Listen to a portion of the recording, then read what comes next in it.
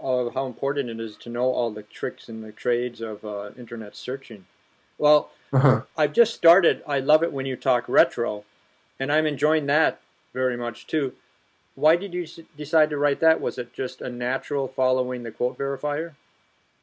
Well, Phil, I've noticed for years how many of the phrases we tend to use, particularly now I'm 64, so I'm what you call of a certain age. I'm a baby boomer, and I grew up using a lot of these references that seem to me like things everyone should know, except I have a couple of sons, and they don't necessarily know some of these phrases, where they came from, what they mean. My older son, when he was a young teenager, came to me one day and said, what's rope-a-dope mean? Where does that come from? And I explained to him it was about when Muhammad Ali fought George Foreman and said he was going to take it to him, go toe to toe. And in fact, he just lounged against the ropes and let Foreman wear himself out until he knocked him down for the count.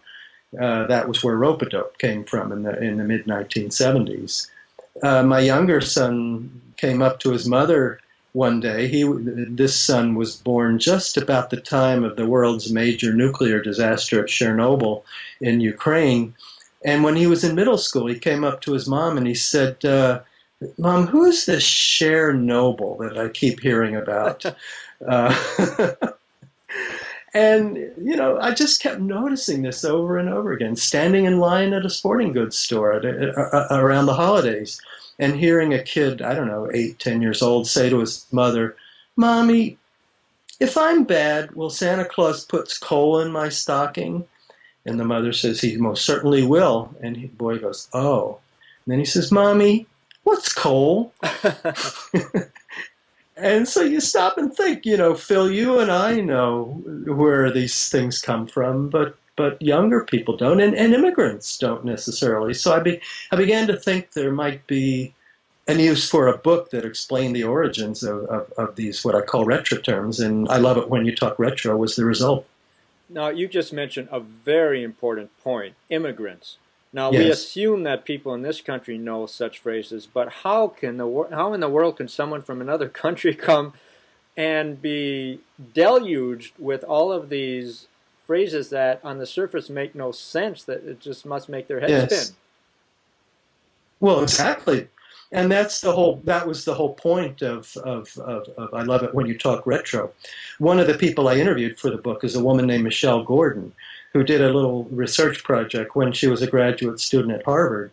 And she had a group of very literate, fluent English speakers who were born in other countries, in Denmark and Nigeria, various other countries. And she set them up with a group of native-born Americans and then quizzed them about their familiarity with catchphrases like "the buck stops here," or "we're not in," it looks like we're not in Kansas anymore, or "put your hand, John Hancock, right there," and found that almost without exception, the immigrants, even though they spoke English fluently and were very well-read people, didn't know the origins of these phrases nor exactly what they referred to. One person thought that John Hancock referred to the insurance company. Uh, Another person thought, looks like we're not in Kansas anymore, might have come from the musical Oklahoma. Michelle herself didn't know where the buck stops here came from. And, I was able to explain in the book that it comes from the phrase pass the buck, which was an old poker player's phrase. They used to pass a buck knife among the players in the old frontier days. And when the buck got to a person he was supposed to deal, and if he didn't feel like dealing, didn't want to risk it, he passed the buck to the next person. So that's where the phrase pass the buck comes from. Now, Harry Truman, when he was president, was given as a gift a placard for his desk that said, "The buck stops here." And he would often refer to that when talking about his job as president. He would say, "The buck stops here." And that's where that phrase comes from. Boy, But yeah. we all know some phrases and not others. I never knew, I had never heard the phrase, About the pony. There must be a pony in there. Well, this is refers to an old story Ronald Reagan and others used to like to tell, where a boy confronted with a big pile of manure starts digging into the manure, and somebody asks why he's doing that, and he says, "With a pile of manure this big, there must be a pony in there."